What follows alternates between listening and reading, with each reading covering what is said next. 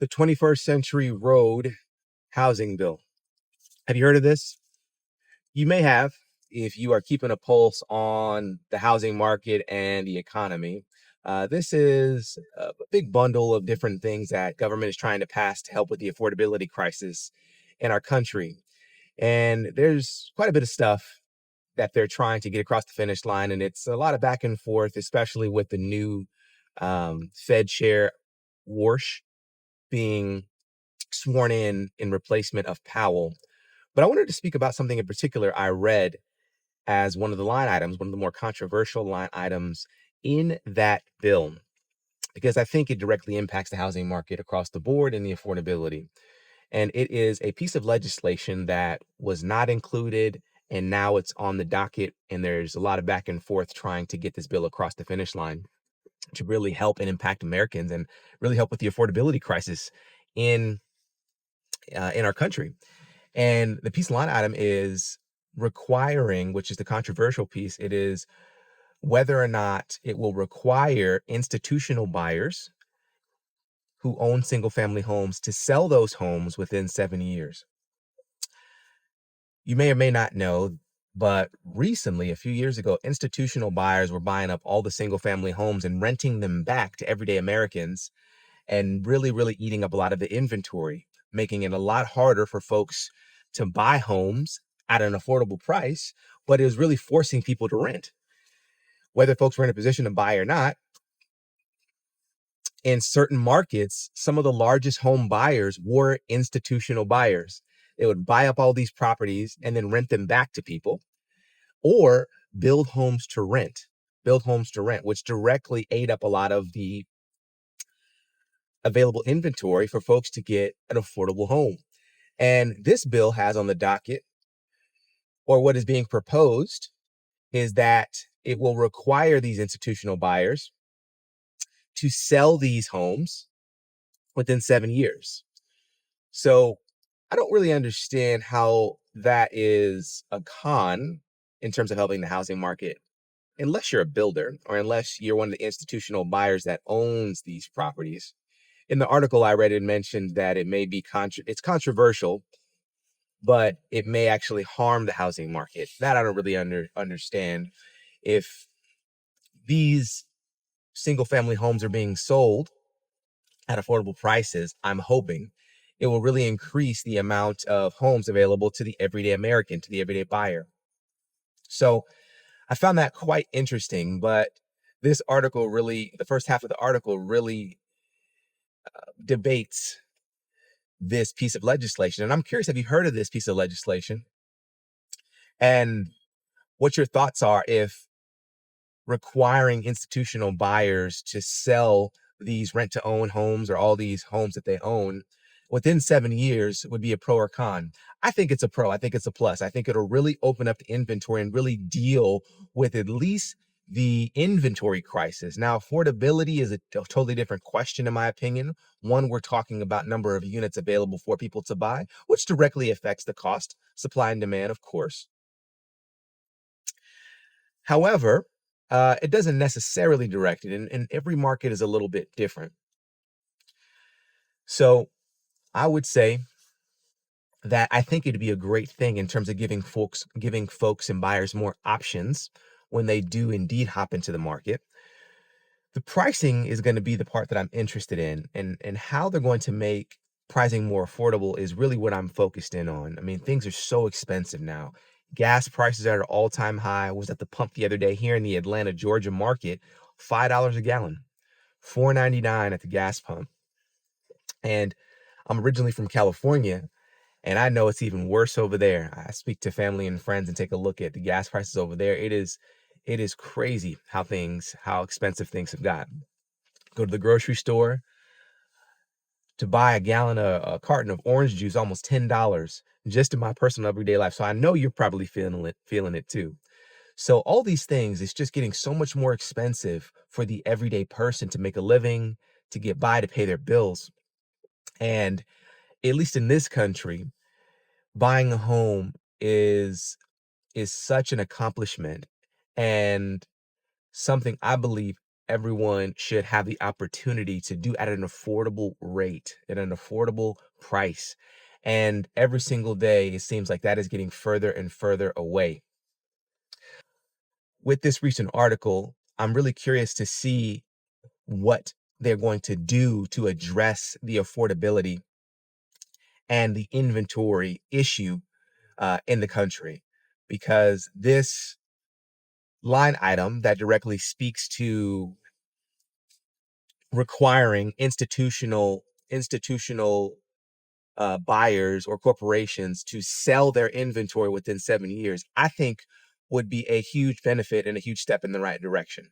If you are considering, or if you need a local real estate professional, local realtor in your market, I'm here to help. I'd love to connect you with a local agent in your market, whether it's here in Georgia or in another state. I have some pre-vetted professional agents I'd be happy to connect you with if you're buying, if you're selling, or you're looking for an investment property. Scan the QR code that's going to pop up on the screen somewhere over here, or head down into the comment section and fill out that form, and I will be in touch. Thank you all for watching. Let's get back to this video. So in addition to all that, what's also floating around in tandem, and what I'm very curious is going to happen with this new Fed chair, Warsh, is interest rates. At the timing of this video, I believe interest rates are sitting at about 6.5%. And another recent article talked about the pending home sales has decreased from month to month, which pretty much means that less folks are in the market making offers on homes. It's just getting very, very expensive for the everyday person to buy a home. And like all these little micro signs and these data points that change from week to week, month to month, are just a pulse on how the market is really doing. And buyers, just, it's becoming very difficult to afford even the basic home in most markets. And interest rates at 6.5% makes it very expensive for folks to get out there and buy a home. And these markers in terms of pending home sales, homes that are going under contract, are also speaking to that, which is just another sign that it is tough, man. It is really, really tough for the everyday person to buy a home. And then the available buyers who are out there shopping are stepping back, pausing their home buying journey, because when they hop in to the market, they're realizing how expensive things truly are, which is just another reason why it's just ridiculous how expensive things are getting and how tough it is for the everyday person. In addition to grocery prices, gas prices, just the cost of goods in everyday life, buying a home is just another expensive thing that seems further and further away for the everyday American, for the everyday person. And those housing numbers in terms of pendings, homes for sale, homes that are going under contract, it's just another sign to me that buyers are stepping back, at least currently, and removing themselves from the home buying process because of this current market. I recently read that HUD released a state and local best practices guideline to really remove some of the burdens and streamline the building process for new construction homes. So one obvious answer is to build more homes, which is a very obvious answer. And I've often wondered why that has been such a burden when I'm speaking to builders. And I didn't realize how much red tape, how many obstacles are in the way of local and regional builders as they are trying to build new homes. So this HUD report and these HUD guidelines have actually aimed to remove some of the burdens that builders are facing each and every day. And the article goes on to say there are three main things that they are looking to do, that this guide is looking to do to really streamline and increase the number of new construction homes that are being built, but also increase the speed at which they're being built. And the three main points that this guideline aims to address is cutting home costs, unlocking more land so that homes can be built, as well as accelerating the home buying process. I'm sorry, not the home buying process. Accelerate the construction process so that there are more options for home buyers. So obviously this guideline this report that HUD has released in tandem with this bill that government is, trying to figure out, is really trying to remove the barriers. This is one of the hows of increasing the inventory.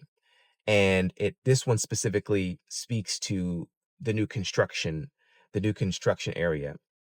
So I'm hoping to see this come to fruition, and I think it could really help. I think new construction is a big part of dealing with the affordability and the housing crisis. Obviously, the more homes that we are able to provide and build as a country, the more opportunity buyers have to build something that's affordable. But again, those three things, the main points of this report are housing cost, housing speed of construction, and removing barriers to purchasing land. The article goes on to say that they're going to remove some burdens that I didn't really think were a big deal, but it just reminds me of how many obstacles are in the way of builders, small and big, to build homes, which I think is why have so many barriers in place when it comes to building homes if that's such a big concern. So that always didn't make any sense to me. But one of them is all these energy efficient and green energy initiatives that are being placed on builders to make these homes energy efficient and green and all these different things. And although that can be beneficial, to make it a requirement really limits the amount of homes that you can produce and at the speed in which you can produce them. So these are just some things that I read in this article and how they're going to actually practically address the housing market uh, affordability issue, as well as the inventory concern. So I'm curious, have you seen or read the details of this bill? There's a lot in there. And I know the president has consistently spoken about addressing the housing market, affordability, and inventory, and how they're going to do it uh, is still a big question mark. It's still a big question mark. It hasn't really got much attention recently. So I'm very curious how this is going to play out. And this bill is interesting, but it's obviously, like most things in government, is taking forever to really make some real traction. And everyday Americans are suffering in the process, uh, in terms of their pocketbooks, in their wallets. So I'm curious to see what this is going to do and how it's going to turn out. And I'm really curious to see what the new Fed chair Warsh, what actions he's going to take as he steps into his new role. But let me know if you've read this bill and what your thoughts are, and let me know if you think that